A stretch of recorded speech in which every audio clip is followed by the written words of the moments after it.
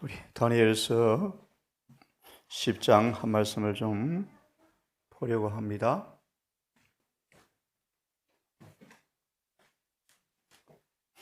요즘 원하지 않지만 자꾸 생각이 나는 것은 최근에 경험할 수밖에 없었던 한 가정사의 일입니다. 이사의 말씀처럼 인생이 실로 풀이라고 말씀하셨는데, 그 풀이에 피는 꽃이 꽤 아름답게 보이지만 바람이 불면 금방 시들어버리는 것처럼 자꾸 원하지 않지만 자꾸 요즘 우리 형 생각이 납니다. 없구나, 지상에 존재하지 않구나. 다니엘서를 통해 주시는 교훈의 의미 가운데 하나가 세상은 부질없다, 그죠? 세상의 영화가 얼마나 쓸데없는지, 그 화려했던 바벨론도 망했고 로마도 망했고, 그처럼 율법에 조화되지 않는 모든 개인과 국가는 반드시 망한다, 반드시 망한다 라는 엄숙한 진리를 주고 있습니다. 이 아침 7일을 에스겔서를 통해 다시 한번 조명해 보려고 하는데요, 보기 전 다니엘 10장 13절의 증언을 좀 다시 보고 우리가 사는 세대에 대한 이해를 다시 한번 상기하는 의미에서 좀 보려고 합니다. 다니엘 10장 13절부터 14절을 좀 읽고 관계된 증언을 본 다음 시간 되는 대로 7인을 다시 한번 에스겔서를 통해서 잠시 생각해 보려고 합니다. 그런데 바사국군이 다니엘이 21일간을 겸비하면서 금식 기도하는 가운데 기도 응답이 참 지체되어지는 것처럼 보입니다. 그 이유를 말씀하시기를, 바사국군이, 사단이 그의 통치 세력인 권세를 이용하여 다니엘의 기도 응답을 지체하는 모습이 보이는데요, 나를 막았다. 악한 천사들의 권세가 어떻게 발휘되는가를 보고 있죠. 내가 거기에 바사국 왕들과 함께 머물러 있더니 그때 드디어 대군 미가엘 주님께서 직접 나타나셔서 나를 도와주었다, 그렇게 말합니다. 미리 말씀드리면 휘장 너머 저편에 펼쳐지는 선악의 대쟁투가 날마다 치열하게 벌어지는 광경을 묘사해 주고 있습니다. 14절을 보면, 이제 내가 말일에 내 백성에 당할 일을 내게 깨닫게 하려 왔노라. 말일에 내 백성이 당할 일을 깨닫게 하기 위해서 내가 왔노라. 이 이상은 오랜 후의 일이라. 13절을 보면 이렇게 우리에게 증언은 인용되어 있습니다. 사람의 눈에 보이지 않는 싸움, 사람의 눈에 보이지 않는 싸움. 우리 계시록 5장 11절과 연결해서 생각하시면 좋습니다. 인이 떼지는 가운데 악한 천사들은 부지런히 땅의 열강들의 권세자들의 마음에 충동질해서 바람을 놓으려 하고 있죠. 날마다 눈에 보이지 않는 싸움이 전개되고 있다. 읽어봅니다. 우리들은 하늘의 대리자들이 왕들과 위정자들의 마음에 역사하고 있는 사례를, 고레스의 마음에 성전 회복을 위한 법령을 내리도록 하늘 천사들이 고레스의 마음에, 다리오의 마음에, 아닥사스 마음에 역사하는 동안 악한 천사들은 또 그들에게 그 조서를 못 내리도록, 성전 회복을 방해하도록 역사하고 있죠. 특별히 아픈 현실은 우리 안에 있는 사단의 회를 통해서도 그 일을 할 수 있다는 사실을 유념하시기 바랍니다. 이와 동시에 사탄의 대리자들도 그들의 마음에 역사하고 있다. 사람의 의견을 강력하게 제시하는 어떠한 인간의 웅변도 사탄의 대리자들이 해놓은 일을 변경할 수가 없다. 사단은 계속해서 길을 막으려 하고 있을 때, 그렇게 함으로써 사단은 인간의 계획으로 인하여 진리가 묶이어서 있게 하려고 한다. 빛과 지식을 가진 사람들이 계속 하나님께 헌신하고 자아를 겸손하게 낮추고 시대의 위기를 실감하지 않으면 그들은 가장 큰 위험 중에 있게 될 것이다. 하늘의 천사들이 하나님의 사업의 유익을 위하여 여기 이기심 없이 일하고 있는 사람들의 기도에 응답하도록 임명되어 있다. 참 얼마나 놀라운 은혜입니까? 그죠? 하늘의 궁정에서 가장 높은 지위에 있는 천사들이 하나님의 사업의 발전을 위하여 하나님께 드리는 기도를 성취하기 위하여 임명된다. 천사들은 각각 맡은 임무를 수행해야 하는 특별한 자리가 있고 다른 곳으로 가기 위하여 그곳을 떠나는 것이 허락되지 않는다. 참, 그죠? 기가 막힙니다. 그죠? 만약 그가 그곳을 떠나면 왜 떠날 수 없는가? 흑암의 권세들이 이득을 볼 것이기 때문에. 천사들은 그가 할당된 자리에서 꼭 그 일을 하고 있다고 말씀하시네요. 선악간의 대쟁투는 날마다 계속되고 있다. 기회도 많고 유리한 점을 많이 지닌 사람들이 이 싸움이 얼마나 치열한지를 왜 실감하지 못하는가? 그들은 이 점에 관해서 이해력이 있어야 한다. 하나님은 크신 통치자이시다. 그는 그의 최상권으로 땅의 주권자들을 제어하시며 다스리신다. 그분은 그의 대리자들을 통하여 세상의 기초가 놓이기 전에 이미 정해진 일을 하신다. 한 백성으로서 우리들은 보이지 않는 대리자들 간에 전개되고 있는 대쟁투, 곧 충성스러운 천사들과 배역한 천사 간의 큰 싸움은 마땅히 이해할 만큼 이해하지 못하고 있다. 악한 천사들은 그들의 공격 노선을 구상하고 군 지휘관들, 왕들, 주권자들, 그리고 반역한 인간의 권세들을 지배함으로써 계속 일하고 있다. 네, 보여요. 세상은 말세를 위해서 달려나가고 있어요. 하나님과 심장이 함께 뛰는 사람들은 예수님 오시는 발자국 소리를 듣고 있대요. 어디까지 오셨나 듣고 있대요. 종말이 반드시 올 거예요. 우리는 7일을 통해 보았지만 우리 모든 생애가 다 기록되어 있고요. 기록된 대로 심판을 받고 일을 받게 될 거예요. 자, 본문을 좀 더 보고 얼른 요약해야 되겠는데요. 악한 천사들은 그들의 공격 노선을 위해서 군 지휘관들, 왕들, 주권자들, 반역한 인간의 권세들을 지배함으로써 계속 일하고 있다. 눈이 보이시죠, 여러분?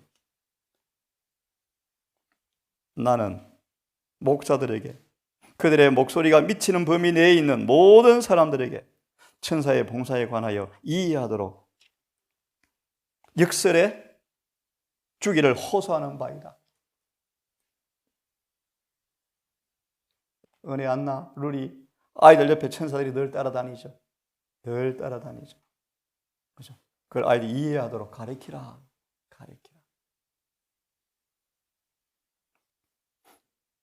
결코 환상적인 추측에 빠지지 말라. 네? 환상적인 추측이 뭡니까, 여러분? 예레미야 7장. 짧게 말합니다. 성경대로 안 살면서 구원이 있겠다?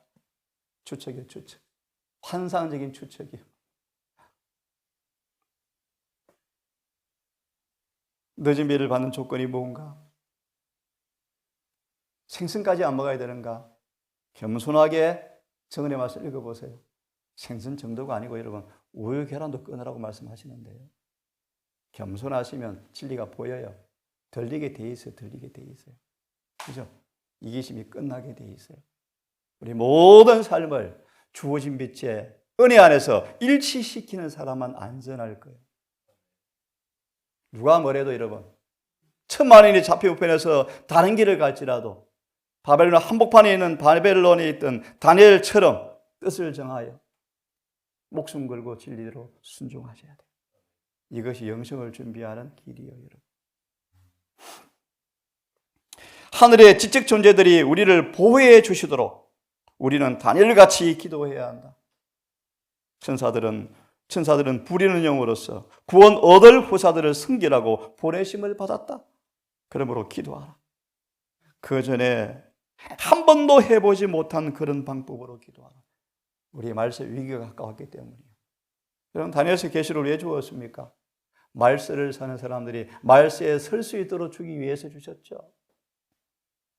어떻게 짐승의 표를 피하는지요? 어떻게 짐승의 이름을 피할 수 있는지요? 짐승의 이름이 무슨 뜻입니까? 짐승의 속성들, 성격들. 예를 들면 요한과 야고보가 주님께 충성을 다한다고 말하면서 입으로는 마귀 정신을 나타냈죠. 이게 짐승의 이름을 가졌다는 뜻이에요. 사단을 닮았잖아요, 사단을. 어떻게 짐승의 이름을 피할 수 있는가? 사단의 사상을 피할 수 있는가? 그런 뜻입니다, 여러분. 자, 맞아 있습니다. 우리는 주의 오심을 맞도록 준비되어 있지 않다. 슬픈 일이죠, 그죠? 우리는 재림교회가요. 재림을 위해 준비되어 있지 않죠. 다 운동, 경기, 규칙대로 살지 않죠. 그러면서 멸류관을 기대합니까? 우리는 영혼을 위하여 철저한 준비를 해야 할 필요가 있다. 에스겔서 1장을 얼른 펴시기 바랍니다. 에스겔서 1장은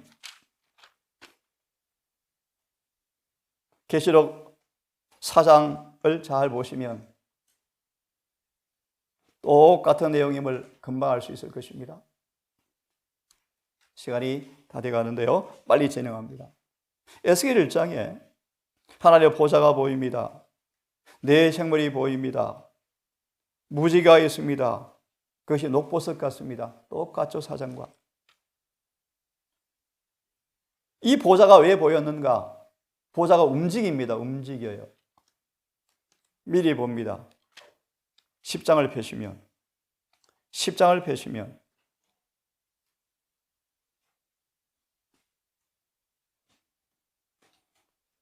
1절부터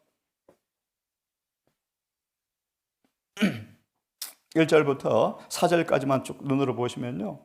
특별히 2절을 보시면 보좌가 지성소에서 나오기 전에 숯불을 두 손에 움켜쥐고 나오죠. 이 말의 의미는 뭔가? 재난이 임한다는 뜻인데요.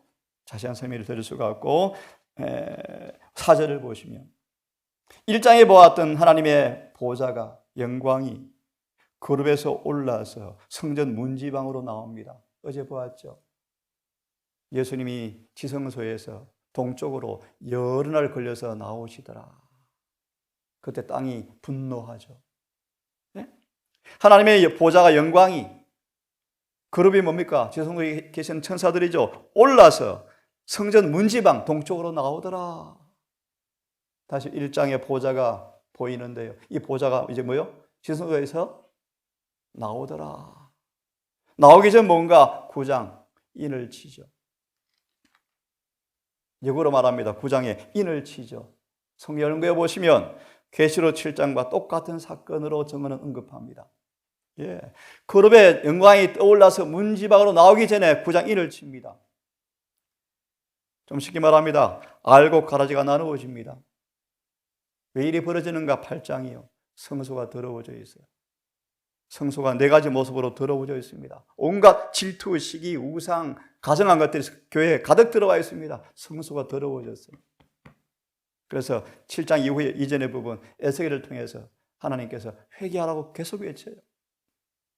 에스겔이 바로 재림교회 14만 4천을 대표하는 사람들이에요. 다니엘과 사도 요한을 대표하는 사람이에요. 라오디가 보낸 기별과 흡사합니다. 읽어보시면 라오디가 보낸 기별과 흡사합니다. 제발 회개하라고 외치죠. 에스겔을 통하여 징조와 이상과 표징과 상징과 언어로 그렇게 많이 외쳐요. 그런데 읽어보시면 그렇게 하지 아니하면 한번 펴시기 바랍니다. 에스겔 14장을 펴십시오. 잠깐 펴기 전에 하나 더 보고 넘어갑시다. 10장을 다시 펴셔서 19절, 18절을 보고 넘어갑니다. 18절. 이 말씀 흡사하게 6인이 떼어지면서 재림의 징조와 재림이 펼쳐지고 인이 쳐지고 7인이 떼어지는 것처럼 에스겔도 동일하게 인이 쳐지고 하나님 영광이 떠나면서 이제 보게 될 네 가지 중한 형벌로 심판이 많은 광경이 기술되어 있는데 10장 18절을 먼저 보고 14장을 봅니다. 여호와의 영광이 성전 문지방을 뭐합니까? 이제 떠나더라. 떠나자 어떤 일이 오죠? 14장을 펴십시오. 14장.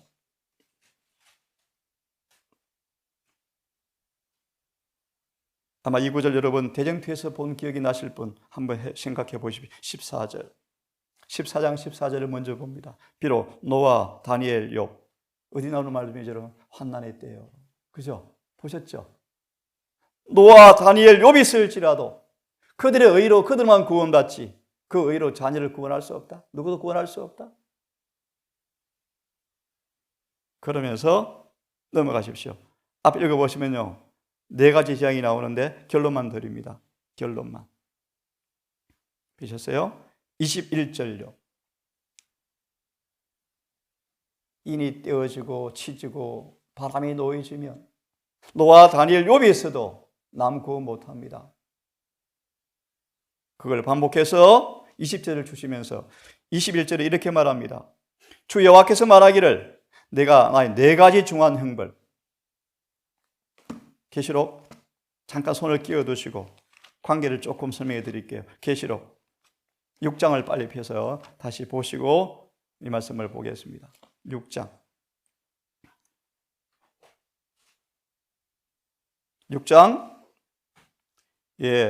3절부터 8절까지인데요. 3절 둘째 인을 떼니까 칼이 나옵니다. 칼이 나와 서로 죽이죠. 이게 대쟁투 1장에 그대로 나와요. 예루살렘 성전 안에 영광이 거두어지자 서로 죽여요. 그죠? 서로 뜯어먹어요. 배고프니까 서로 삶아 먹어요. 칼 전쟁이 옵니다. 셋째 봉인을 여니까 금은 말이 나오는데 손에 저울을 가지고 있죠. 6절 곡식 값이 천정부지로 뜁니다. 무슨 말인가? 금은 말은 기근을 상징합니다. 전쟁이 임하면 기근이 오죠. 수반되죠. 이 말씀도 대전투 1장을 보세요. 그대로 묘사되어 있어요. 대전투 1장에 칼, 기근, 온역, 로마 군대 침입 네 가지가 확실히 드러나 있어요. 둘째 인에서 넷째 인이 뭔가? 하나님 믿노라 하지만 언약을 배신하는 사람들에게 주어질 하나님의 심판의 모습들이에요. 6절 심각한 기근이 옵니다. 하지만 성령의 은혜가 여전히 있음을 시사하는 모습인데요. 7절 넷째 봉인을 떼니까 어롱신말이 나오죠. 사망이죠. 사망. 다른 번역은 전염병이요. 전염병. 온역이요. 온역. 칼, 기근, 온역. 그러면서 8절을 잘 보세요. 이에 내가 바라보니 창백한 말이라 그 외에 탄 자가 사망인데 지옥이 함께 그를 따라가더라. 그들이 땅의 4분의 1을 다스릴 권세를 가졌는데 보세요. 칼, 굶주림, 제 성경은 굶주림, 기근, 사망, 온역, 전염병, 그리고 땅의 짐승 네 가지 형벌로 그들을 죽이더라. 맞죠? 네 가지죠. 칼, 기근, 온역, 땅의 짐승. 에스겔 14장 21절을 빨리 펴십시오. 에스겔 14장 21절. 주 여호와께서 가라사대 내가 나의 네 가지 중한 벌 나오죠. 네 가지 중한 벌. 칼, 기근, 산원, 짐승, 온역 똑같죠. 예. 내려 짐승을 끊으리니 그 해가 더욱더 심하지 않겠느냐. 22절 얼마나 멸망이 철저한지 그 중에 남아있는 사람마저 끌려 나와서 다 심판을 받게 될 것인데요. 하지만 다 죄를 떼는 것처럼 충성된 사람들 앞에는 위로와 보정이 있죠. 그 이하 에스겔 전체의 말씀이요. 칼, 기근, 온역으로 심판하는 모습이고 그 다음 보시면 일곱 나팔이 나와요. 에스겔서에 일곱 나팔이 뭔가? 이런 남방 유다를 멸망시켰던 열국을 심판해요. 그게 7 나팔이에요. 그런 다음 회복하는 것으로 여호와 산마로 끝이 나요. 자세한 말씀을 드릴 수 없지만 여러분 7인 다시 계시록 6장을 펴서 한두 말씀 드리고 마무리합니다. 하나님의 보좌 우편에 있는 오른손의 책에 모든 세상 열국의 역사와 개인의 역사와 율법의 불변성과 주님의 섭리가 다 기록되어 있더라. 이 책들이 펼쳐져서 누가 마지막 날에 설 사람인지를 조사하고 있더라. 어떤 상급을 받을지 결정하고 있더라. 6장 다시 펴서 우리 3절까지를 보았습니다. 언약에 충실하는 사람과 불순종하는 사람의 임할 심판과 상급이 이미 보았고요. 이제 5째를 떼자 6절이죠. 9절이죠. 순교자들이 나옵니다. 하늘에 가도 여러분 아셨죠? 순교자들은 특별한 표식이 있죠. 허리에 붉은 띠를 두르고 있답니다. 참 정언해 보시면 하나님의 위에 순교당하는 사람들은 참 특별한 사람들이래요. 허리에 붉은 띠를 띠고 있죠. 여기도 보니까 5째를 떼니까 순교자들이 모입니다. 순교자들이. 언제 우리의 억울함을 풀어주겠습니까? 10절요. 11절요. 그들에게 흰옷을 주시며, 이게 계속 19장과 3장과 연결되어지는데 그들은 흰옷을 입었죠. 그들의 것이 되었죠. 주셨다, 차례 입었다, 허락했다 뜻이에요. 너희 동료 종들도 너희처럼 죽임을 당할 때가 온다. 그때까지만 좀 참아달라, 기다리라. 너희 억울한 신은 누명을 신은해 주겠다. 죽임을 당하는 수가 찰 때까지, 뭐 다 할 수는 없습니다. 이 사실을 우리는. 하지만 성경대로 순교자들의 수가 더 있대요. 가래 3권 앞으로 많은 순교자가 있대요. 12절 드디어 이제 다 째인이 떼어지고 6째인이 떼어지자 지진, 흑암일, 유승호 사건, 어제 예빈이가 와서 물은 질문, 원장님 하늘이 두루마리처럼 떠나가는 것이 뭐예요? 뭡니까 여러분? 대기권이 말려 떠나가 버려요. 첫째 하늘이 사라져요. 첫째 하늘이 사라져 버려요. 대장 들어보시면 창조 때 지구를 하나님이 우산처럼 덮개로 딱 가리고 있었죠. 이게 싹 사라져버리면 어떻게 되어지죠? 예빈아, 그때 되면 태양이 사람을 태워 죽여. 그죠? 나오죠? 태워 죽여. 하지만 늦은 매를 받은 14만 4천은 풀볼에 새 친구처럼 안 타고 안 죽는데요. 그게 늦은 비요, 늦은 비. 늦은 비를 받지 아니하면 피난처가 없습니다. 피난처가 없습니다. 자, 마저 보고, 여기에 12장 12절에요. 계시록 10장, 계시록 11장이 들어가야 돼요. 재림운동이 펼쳐지면서, 그죠? 해, 달, 별의 징조가 보이며 드디어 정한 때가 되어지자 다니엘 12장처럼 정확하게 10장 계시록이 펼쳐지면서 재림운동이 일어나고 있죠. 프랑스 혁명이 일어나죠. 미국이 탄생하죠. 그 미국의 재림교회가 탄생하죠. 그리고 새천사기이 다시 외쳐지죠. 지금은 미국이 배도하고 있죠. 용처럼 소리를 발할 준비를 하고 있죠. 말세 중에 말세요. 정말 때가 다 되었습니다. 자, 그 다음 하늘이 두루마리처럼 말려 떠나가고 재림의 광경이죠. 산과 산도 제 자리에서 옮기워지죠. 이게 히브리 10장이 나오는데요. 모든 땅의 사물이 흔들린답니다. 흔들려요. 왜 흔들립니까? 주님께서 나중에 지구를 다시 재창조하실 거예요. 그저 중요한 교훈이 있죠. 여기 오기 전, 오늘 그걸 할까 말까 고민 중인데요. 큰 소리 외침이 오기 전 여러분을 주님이 철저하게 퀴즈를 흔드신대요. 왜 흔드시죠? 어떤 환경에 갖다 놓아도 흔들리지 않은 사람 만들어 놓기 위해서 먼저 흔드신대요. 네? 여러분 왜 11금을 철저히 내야 하죠? 이기심이 자리하지 못하도록 주는 주님의 선물이에요. 예를 들었습니다. 우리 안에 사단이 시험을 줄 때 반항할 요소가 없도록 만들려고 흔들림을 주시는 거예요. 그것처럼 주님이 재림 때 죄로 물든 죄가 흔적이 있는 모든 지구 전체를 흔들어서 없애버려요. 산은 바다에 빠지고 바다는 증발해버리고 지구는 황폐화되어지고 안식에 들어간 다음 천년이 지난 다음 지구는 재창조해요. 그 다음 지구를 옮겨요. 그것처럼 그 전에 지구에 살 사람들은 저와 여러분들을 주님께서 철저히 흔드셔서 영원히 세팅, 베드로전서 5장 10절이요. 영원히 경고케 하려고 흔드셔요. 근데 작은 일상 일에 시험하고 자빠지고 넘어지면 여러분 추측하십시오. 인침 상상도 못 하셔야 돼요, 여러분. 작은 시험을 빨리 이기셔야 돼요. 장사하는 사람을 빨리 자라나셔야 인을 받죠. 언제까지 엎치락 뒤치락 하실래요? 언제까지? 제가 저는 로마서와 히브리서 전체를 다시 도식으로 만들어서 한번 가르치려고 정리하는 중인데요. 우리를 영원히 주님께서 흔들리지 않은 사람 만드시기 위해서 우리의 시험들을 살아가실 때 믿음 안에서 달게 받고 그걸 맞닥뜨려 승리하셔야 자라요. 안 그러면 안 자라요. 안 자라요. 맨날 연약한 상태에 머물러요. 맨날 젖만 먹게 되어져요. 15절 읽고 마칩니다. 16절. 그때 땅의 왕들과 위대한 모든 사람들이 내 얼굴을 지구멍에 숨고 싶다. 그 영광을 견딜 수가 없다. 이 장면이 성전 정결에 나오죠. 예수님의 임재 앞에 다 창백하게 죽을 것처럼 보이고 다 도망가 버리죠. 누가 능히 설까? 7장.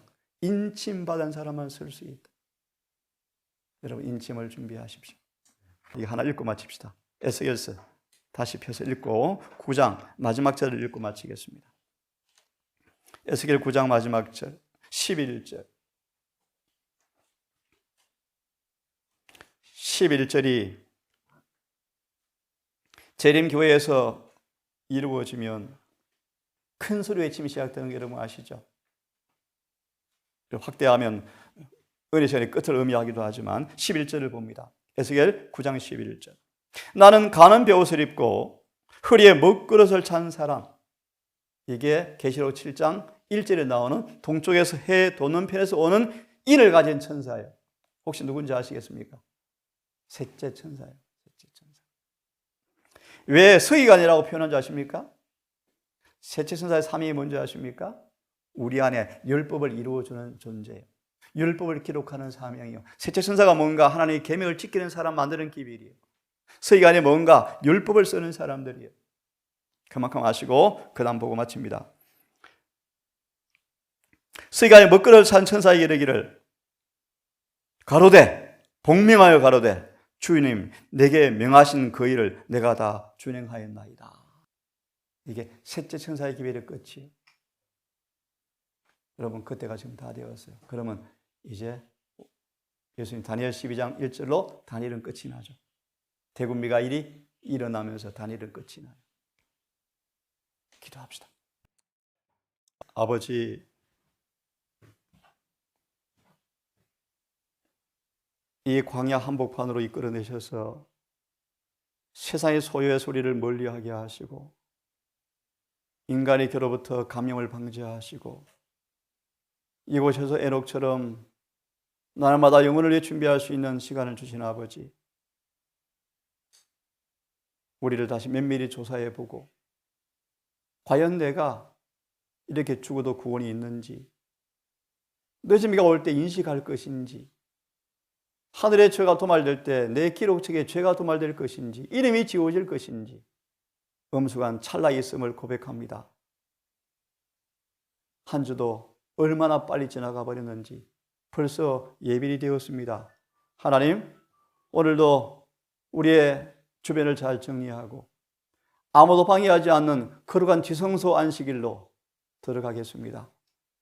우리 가족들, 이 말씀을 듣는 여러 성도들, 안식일을 신성하게 거룩하게 지킬 수 있도록 오직 은혜 안에 머물며 성령의 교통을 통하여 안식일을 예비하게 해주셔서 내일 해가 지도록 은혜가 충만하고 진리가 충만하고 성도의 교제를 통하여 위로와 용기 얻고 사랑으로 함께 더 연걸어가는 한 날 될 수 있도록 도와주시옵소서. 특별히 아버지 끝으로 여러 연만하신 어르신들, 노안으로 있는 여러 주의 종들, 육신의 질고로 아픈 주의 백성들 모두 기억하시고 특별히 권념해 주셔서 나 같은 부질없는 무가치한 인생을 위해서 하나님께 얼마나 큰 희생과 사랑을 주었는가를 잊지 말고 오늘 그 사랑 안에 거함으로 죽어도 소망이 있고 살아도 소망이 있는 모두가 되게 해 주시옵기를 예수님 이름으로 기도드리옵나이다.